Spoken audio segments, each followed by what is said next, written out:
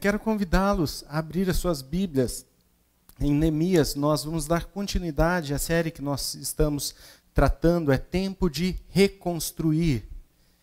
Hoje nós leremos Neemias 4, dos versículos 10 ao 23. Neemias 4, de 10 ao 23. Eu peço que os irmãos acompanhem aí nas suas Bíblias. O texto diz o seguinte: Então, os que estavam em Judá disseram: os carregadores já não têm mais forças, e os escombros são muitos. Nós mesmos não seremos capazes de reconstruir a muralha. Os nossos inimigos diziam entre si: eles não ficarão sabendo, nem verão nada, até que entremos no meio deles e os matemos, e assim vamos fazer com que a obra pare. Os judeus que habitavam na vizinhança deles nos disseram 10 vezes: de todos os lugares onde moram, eles nos atacarão. Então pus o povo por família nos lugares baixos e abertos, por detrás da muralha, com as suas espadas, as suas lanças e os seus arcos. Depois de fazer uma inspeção, levantei-me e disse aos nobres, aos magistrados e ao resto do povo: não tenham medo deles. Lembrem-se do Senhor, grande e temível, e lutem pelos seus irmãos, seus filhos e suas filhas, pelas mulheres, pela casa de vocês. Mais uma vez, este versículo, a parte que fala: lembrem-se do Senhor, grande e temível, e lutem pelos seus irmãos. Continuando do versículo 15. Quando os nossos inimigos ouviram que nós já sabíamos disso, e que Deus tinha frustrado os planos deles, voltamos todos nós para a muralha, cada um a sua obra. Daquele dia em diante, metade dos meus homens trabalhava na obra, e a outra metade empunhava as lanças, escudos, arcos e couraças. E os chefes estavam por trás de toda a casa de Judá, que reconstruía a muralha, e os carregadores por si mesmos tomavam as cargas, cada um com uma das mãos fazia a obra e com a outra segurava a arma. Os construtores, cada um trazia a sua espada na cintura, enquanto construíam, o que tocava trombeta estava ao meu lado. Eu disse aos nobres, aos magistrados e ao resto do povo: grande e extensa é a obra, e nós estamos espalhados na muralha, longe uns dos outros. No lugar em que ouvirem o som da trombeta, ali reúnam-se em volta de nós. O nosso Deus lutará por nós. Assim trabalhávamos na obra, metade empunhava as lanças desde o raiar do dia até o anoitecer. Também nesse mesmo tempo eu disse ao povo: cada um de vocês fique em Jerusalém com o seu servo, para que de noite nos sirvam de guarda e de dia trabalhem. Nem eu, nem meus irmãos, nem os meus servos, nem os homens da guarda que me seguiam, tirávamos as nossas roupas, nem mesmo para dormir. Cada um se deitava com as armas à sua direita. Vamos orar ao Senhor mais uma vez? Senhor nosso Deus, nós te louvamos, ó Pai, pela tua palavra que foi lida. E agora nós te pedimos que o Senhor me use para transmitir a tua palavra com fidelidade, ó Pai. Que eu fale com clareza, que chegue aos ouvidos dos meus irmãos com clareza, e que o teu Santo Espírito leve aos corações. É isso que eu te peço, ó Pai, em nome do Senhor Jesus. Amém. Irmãos, numa manhã de domingo, em 7 de dezembro de 1941, houve um ataque japonês, um ataque militar surpresa pelo serviço aéreo japonês à base de Pearl Harbor, no Havaí dos Estados Unidos. E até então, até esse momento, os Estados Unidos eram um país neutro na guerra. Eles ainda não tinham, pelo menos aparentemente, não tinham ainda tomado um posicionamento. Mas, em resposta a esse ataque, posteriormente, foi feita uma canção patriótica dos Estados Unidos. E essa canção descreve um capelão que estava em um dos navios que foram atacados, e junto aos seus guerreiros. E em determinado momento, ele vendo a situação que estava toda muito alarmada, ele deixa a sua Bíblia de lado e ele pega uma das armas e começa a combater e contra-atacar aqueles aviões japoneses que chegavam para acabar com aquele navio. E quando ele fez isso, ele falou uma frase em inglês, desculpem o inglês, mas é "Praise the Lord and pass the ammunition". Ou seja, louvemos ao Senhor e passem as munições. Ao mesmo tempo que ele orava, louvava ao Senhor, ele também pegava as suas armas para contra-atacar. Era mais ou menos essa a situação de Neemias e dos judeus nesse momento. Eles estavam em um período de reconstrução dos muros de Jerusalém, mas essa reconstrução não estava agradando algumas pessoas. E começaram a levantar-se inimigos para Jerusalém. E eles estavam ameaçando atacar a cidade de Jerusalém e todos aqueles que estavam fazendo a reconstrução dos muros. E então, no versículo 9 deste capítulo, 4:9, diz o seguinte: "Porém, nós oramos ao nosso Deus e como proteção pusemos guarda contra eles de dia e de noite." Ao mesmo tempo em que Neemias e o povo oravam ao Senhor, eles também se preparavam para a guerra, eles se armavam. Era mais ou menos aquela frase daquele capelão que dizia: "Louvemos ao Senhor e passem as munições."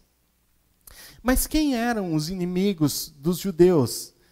Já no capítulo 2, versículo 10, nós começamos a ver dois homens, Sambalate e Tobias. E com o passar do tempo, eles vão ganhando reforços. E agora eles tinham também o apoio dos árabes e dos asdoditas. Sambalate era governador da cidade fortificada de Samaria. Ele queria que Jerusalém estivesse sob a sua jurisdição, para que ele pudesse também tomar conta daquele espaço. Afinal, Jerusalém era uma cidade que ficava numa rota importante de comércio. Então, pessoas passavam por lá, indo para o Egito, Pérsia, Arábia. Então, como o povo de Jerusalém estava tomando este ponto importante, foi fácil também de Sambalate e Tobias ganharem o apoio de outros. Tobias era governador de Amon, dos amonitas.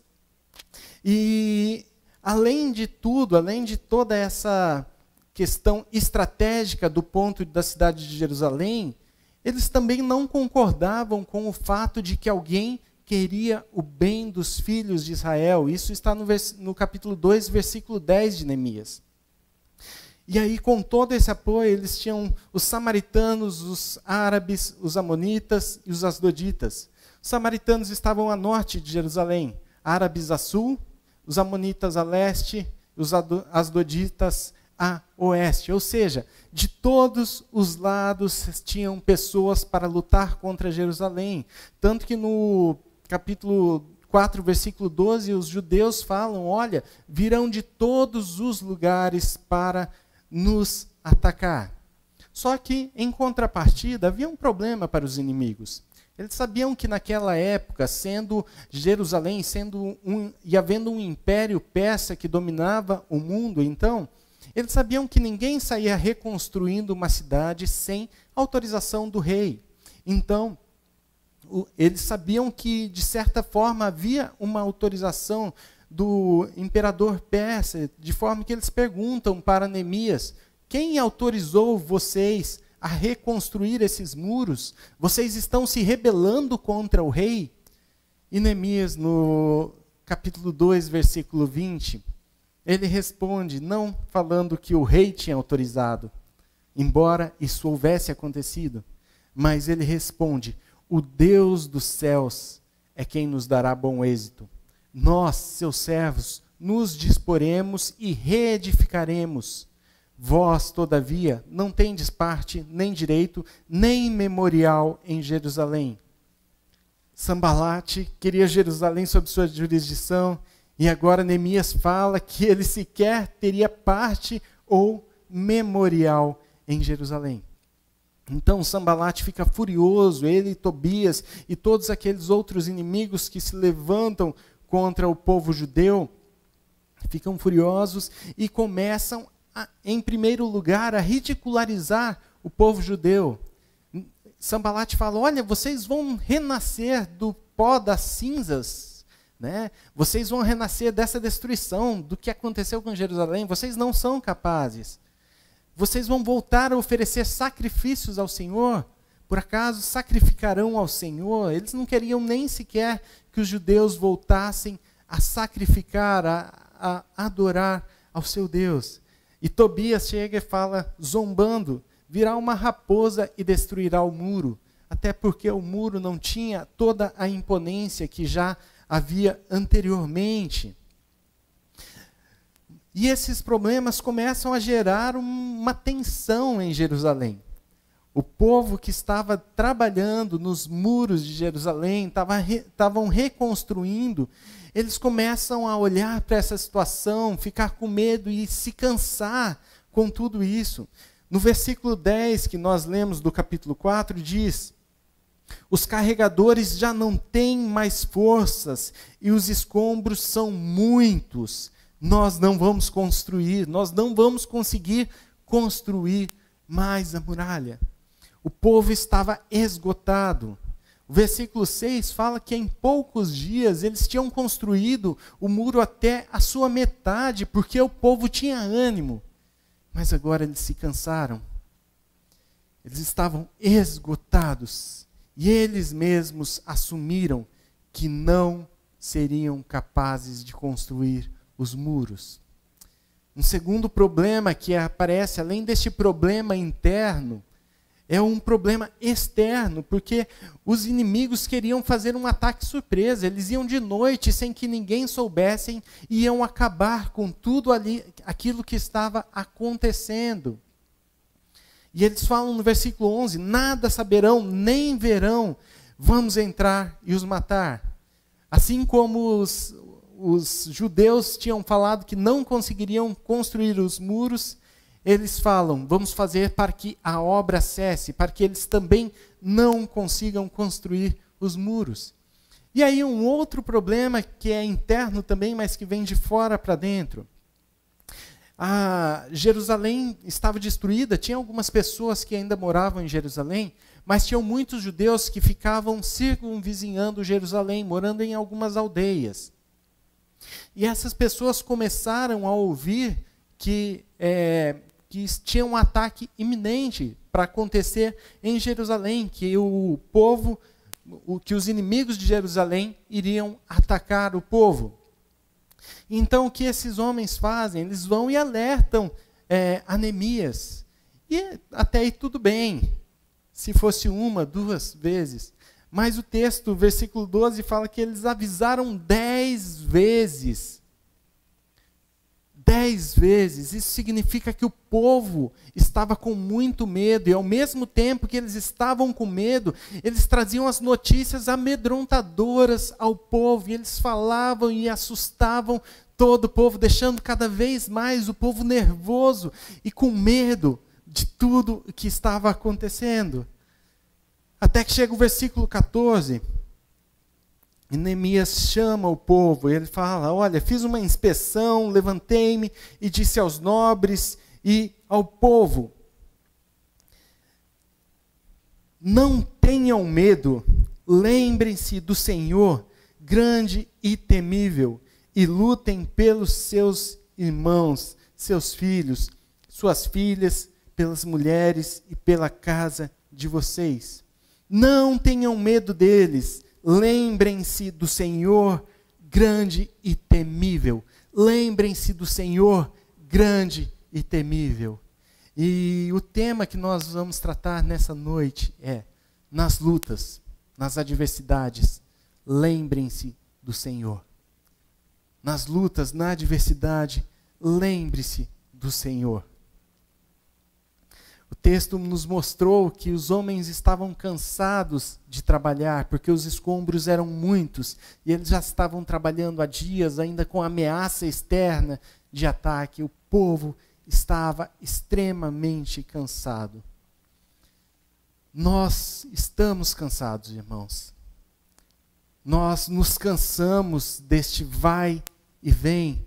Abre comércio, fecha comércio. Abre igreja, fecha igreja. A doença que por vezes parece que diminuiu, cessou, de repente volta ainda com mais força e vem nos atacar.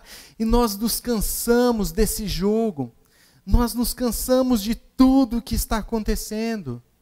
Nós estamos lutando para reconstruir, muitas vezes, a família que foi abalada durante esse tempo de pandemia.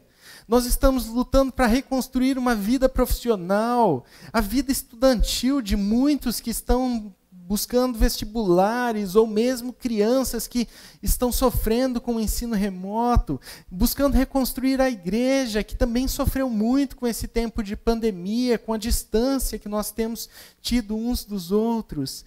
A sociedade precisa ser reconstruída. Então, quando isso começa a acontecer, vem o governo, por conta, sim, de uma doença que tem devastado a nossa cidade, a nossa nação, tem devastado o mundo, e fala: olha, vamos precisar parar mais uma vez.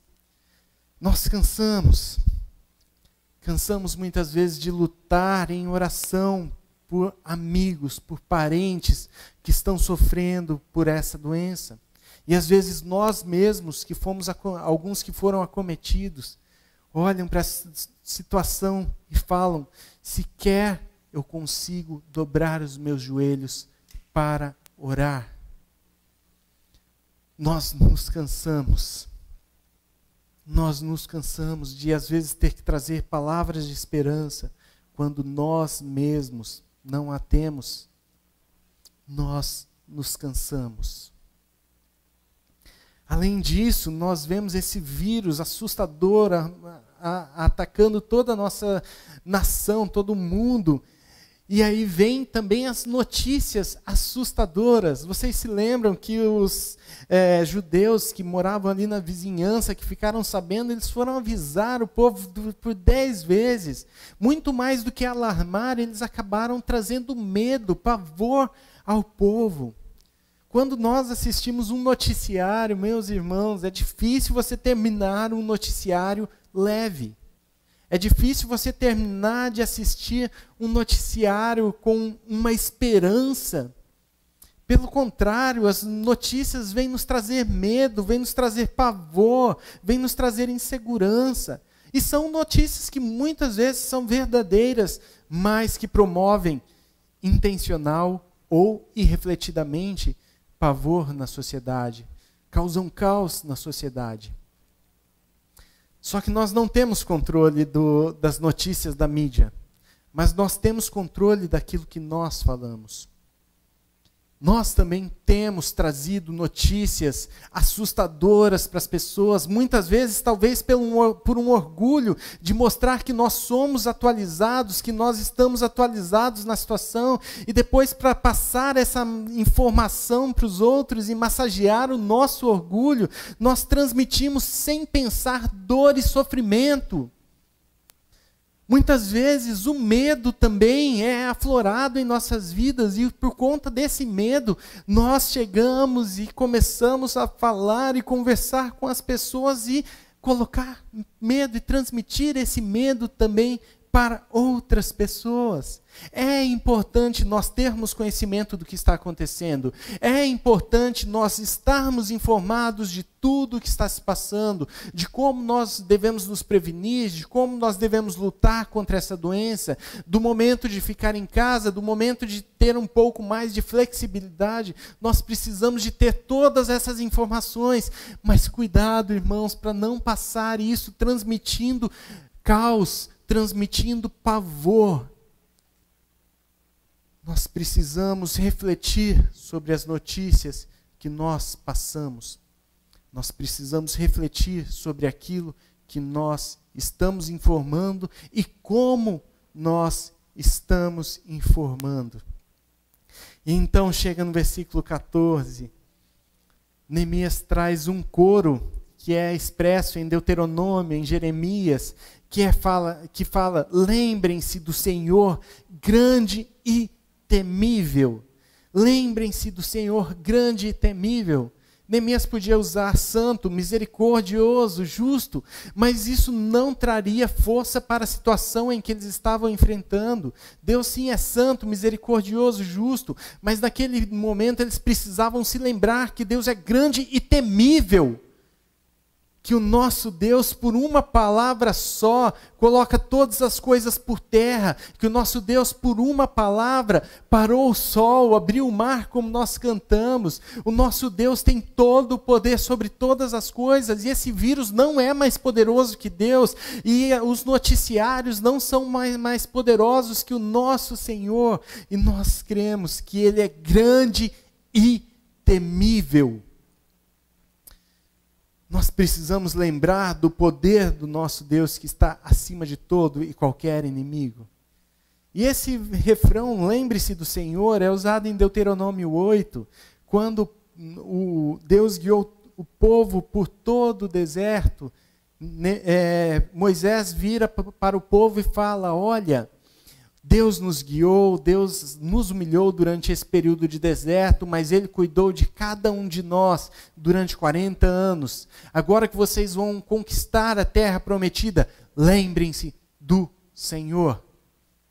Eles tinham caminhado durante tanto tempo e agora iam para a guerra pela primeira vez, e Moisés fala, lembrem-se do Senhor.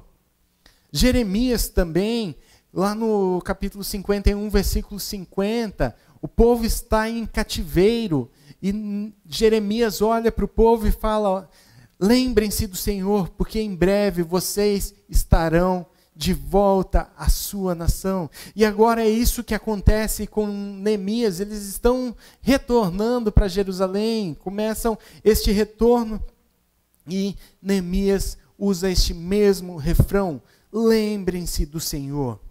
Lembrar do Senhor não é simplesmente, opa, tem um Deus lá no céu que está... Não, é confiar no Senhor, é crer que Ele tem poder sobre todas as coisas. E esse texto nos mostra que lembrar do Senhor renova as nossas forças. Lembrar do Senhor renova as nossas forças. Se no versículo 10 nós lemos que o povo estava cansado, após Neemias falar com o povo, no versículo 14, falando, olha, lembrem-se do Senhor grande e temível e não tenham medo, lutem pela família de vocês. Chega no versículo 17, acontece um negócio que para mim chega a ser engraçado. Os carregadores que antes não aguentavam carregar nem com as duas mãos, nem com todas as suas forças, mas estavam desanimados e falaram que não daria mais para construir o muro. Neste momento, esses carregadores pegam os escombros com uma mão e com a outra carregam a arma. Antes eles não conseguiam com as duas mãos, agora com uma mão eles estão levando os escombros, as pedras, os tijolos e com a outra mão segurando as armas. As forças deles foram renovadas acima daquilo que eles estavam antes, acima das forças que eles tinham antes. Agora eles estão mais fortes, mais renovados, porque o Senhor renovou a força deles.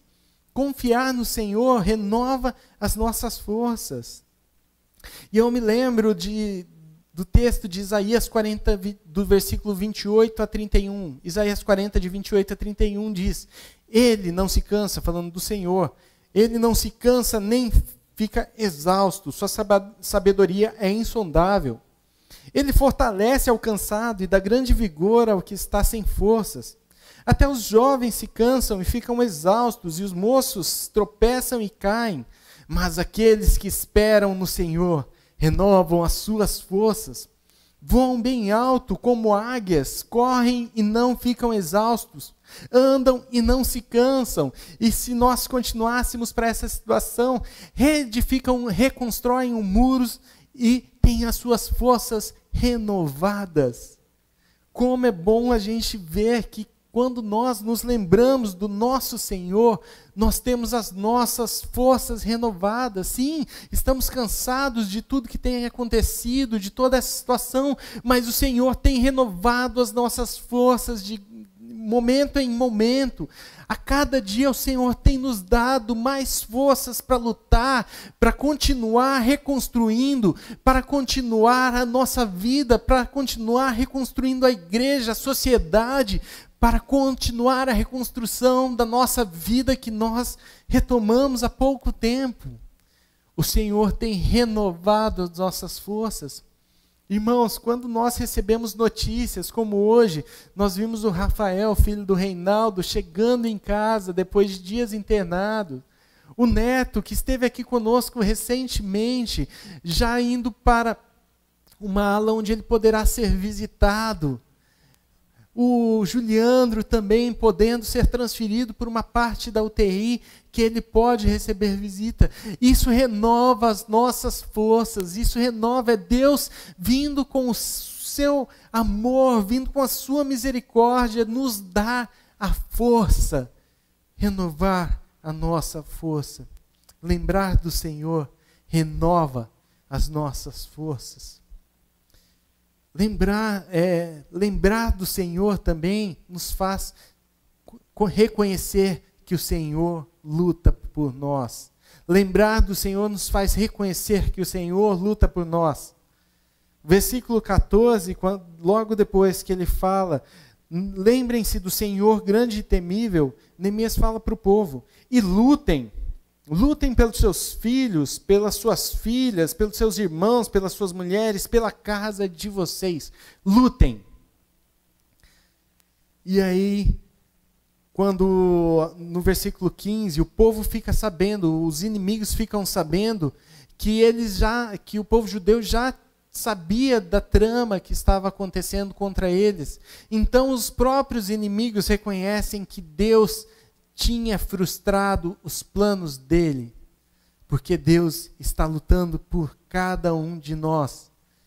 Depois no versículo 20, a hora que Neemias vai falar com o povo de novo, ele muda um pouco, porque antes ele falou, lutem, vocês, lutem pelas suas famílias. Agora no versículo 20, Neemias fala, olha, do lugar em que vocês ouvirem o som da trombeta, ali se reúnam em volta de nós.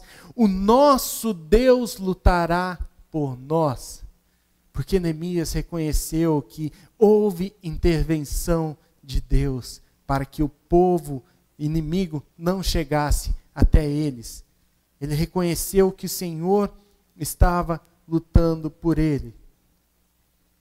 E logo em Neemias 6,16, quando todos os inimigos ouvem essa situação e que o muro já estava reconstruído, eles reconhecem que foi por intervenção do nosso Deus que eles fizeram essa obra. Deus está lutando por nós, por cada um de nós. Mas é interessante que em momento algum Neemias orientou o povo a ficar despreocupado. Ele não falou, olha, abandonem suas armas, Deus está conosco, vamos lá, abandonem suas máscaras, deixem de lado o álcool gel, porque Deus está conosco. Pelo contrário, Neemias falou, cada um fique com a sua arma, nós vamos montar turnos para defender a cidade e ao mesmo tempo que nós reconstruímos. Então nós temos a nossa parte e isso é fundamental. Nós precisamos sim fazer a nossa parte. Entretanto, Neemias também em momento algum parou a reconstrução por conta do ataque que estava sendo iniciado, pelas ideias de ataque que o povo inimigo tinha. Pelo contrário, ele falou, vamos ficar com a arma numa mão e com a outra vamos reconstruir. Vamos trabalhar, vamos deixar algumas pessoas cuidando, mas vamos reconstruir. Nós não podemos parar porque tudo parou. Nós temos que buscar reconstruir a nossa vida e nós fazemos isso no Senhor, dobrando os nossos joelhos. Se não temos condições de sair de casa, se é necessário que nós saiamos de casa também, nós precisamos fazer isso da maneira mais prudente possível. Mas nós não podemos deixar a vida parar. Não estamos de férias. Não, nós estamos lutando contra uma doença terrível e ao mesmo tempo reconstruindo a nossa vida, a sociedade, a igreja, a família. E o povo continuou reconstruindo, mas sempre crendo que o Senhor estava lutando por eles. E assim também nós estamos tomando todos os nossos cuidados, estamos reconstruindo ao mesmo tempo a nossa vida, mas nós precisamos crer e confiar, lembrar que o Senhor, grande e temível, está conosco. Mas quando nós também nos lembramos do Senhor, nós reconhecemos e entendemos que Deus nos deu uma comunidade para nos auxiliar. Deus nos deu uma comunidade para que nós possamos lutar juntos. Neemias percebe a vulnerabilidade do povo. Ele fala, olha, nós estamos muito distantes nesse muro. É um muro longo e cada um tem que construir uma parte, senão nós não vamos acabar. Só que é o seguinte, se o inimigo vier nos atacar, a gente está perdido.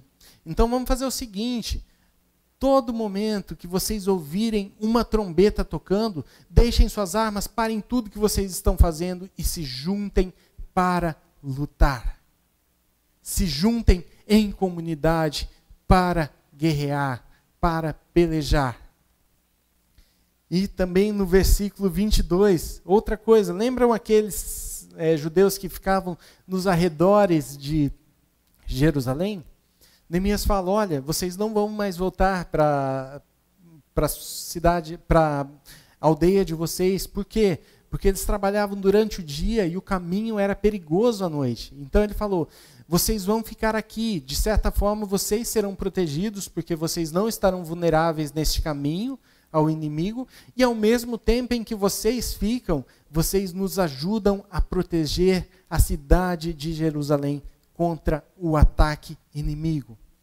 Neemias promoveu uma aglomeração santa, na época podia, mas ele promoveu essa aglomeração para que o povo se ajudasse, para que o povo se fortalecesse um nos outros.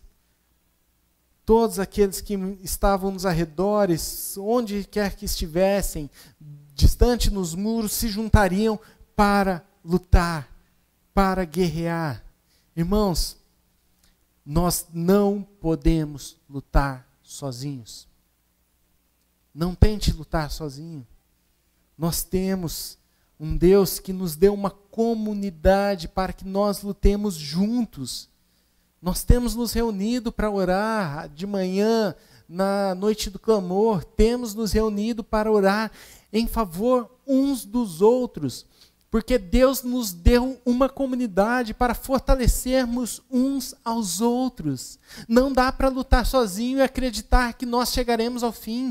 Não dá para ser cristão longe da igreja. Não dá para preservar em Deus sozinho. Sem comunidade, sem corpo, não há como viver. Deus nos chama de corpo, que nós somos o corpo de Cristo, do qual Cristo é o cabeça. Sem Ele, nós não temos como andar, como caminhar sozinho. Não há como um dedo sair andando sozinho, não. Ele precisa do corpo para caminhar. Ninguém faz nada sozinho. Nós precisamos nos lembrar que Deus nos deu um corpo para lutarmos juntos, para nos juntarmos ao tocar da trombeta, para estarmos juntos uns com os outros. Sim, nós temos a nossa devoção, a nossa espiritualidade individual, sim, mas Deus nos chama para sermos igreja, para sermos corpo, para lutarmos juntos um ao outro. Deus nos chama para lutar. Deus está conosco, lutando por nós contra este grande inimigo, que é o Covid, mas muito mais do que isso. Um dia nós lutávamos contra um inimigo terrível, com o qual nós não tínhamos força nenhuma para lutar, que é o pecado. Mas Deus nos enviou Cristo, o único que poderia pelejar por nós, lutar por nós, combater a nossa batalha. O único que poderia, através do seu Santo Espírito, nos unir, mesmo online, mesmo distantes uns dos outros. O único que poderia renovar as nossas forças, das forças alcançado. E Cristo veio, morreu pelos nossos pecados, e pela sua ressurreição Ele nos justificou, de maneira que nós vencemos este grande inimigo, não por nossas próprias forças, mas porque Cristo venceu a batalha por nós. E em Coríntios 15, nós vemos que Cristo está sentado no seu trono de glória, e Ele estará lá até vencer todos os inimigos, até que todos os inimigos sejam postos debaixo dos seus pés, e o último é a morte. Queridos, o diabo já foi vencido, o diabo já está derrotado. O pecado, nós ainda pecamos, sim, mas Cristo derrotou o pecado e nos leva com vestes brancas para comparecer junto ao Pai, justificados pelo sangue do Espírito. Mas nós ainda vamos morrer fisicamente e ressuscitaremos para estar junto com o Senhor, porque Cristo um dia vencerá totalmente a morte, não haverá mais morte, não haverá mais dor, não haverá mais sofrimento, e nós estaremos em comunidade louvando a Deus numa santa aglomeração, porque não haverá mais Covid, não haverá mais necessidade do uso de máscara, nós estaremos todos juntos, com um corpo renovado, restaurado por Deus, com Cristo que lutou por nós, que venceu por nós. Como nós aguardamos esse dia, mas enquanto não chega, nós cremos que Cristo está com cada um de nós e que Ele luta, Ele persevera por cada um de nós. Vamos orar? Senhor nosso Deus, nós te louvamos pela Tua palavra que é viva, que ela alcança os nossos dias, ela é atual. Nós te louvamos porque ela fala aos nossos corações. Nós te pedimos, ó Pai, renove as nossas forças. Nós precisamos do Senhor, precisamos nos lembrar do Senhor, confiar no Senhor para que as nossas forças sejam renovadas, porque é tempo de reconstruir, não será, é hoje o tempo de reconstruir, mas nós precisamos das suas forças. Nos ajude a confiar que o Senhor está batalhando por nós, que o Senhor está lutando de nós, mesmo que nós tomemos as nossas medidas de segurança, nos ajude a confiar antes de mais nada no Senhor. Nos ajude a lembrar que nós temos uma comunidade que se une para louvar, para adorar ao Senhor, para lutar, para orar uns pelos outros, ó Pai. Nos ajude a lembrar dessa comunidade, a comunidade da fé. Nós estamos aqui em poucos, na família Shalom, perto da grande comunidade da fé que existe no Teu reino, mas nós temos nos unido para orar uns pelos outros. Nós te pedimos, ó Pai, nos lembre que o Senhor é grande e temível, e que não há nada que possa vencê-lo. Nós te pedimos isso. Em nome do Senhor Jesus. Amém.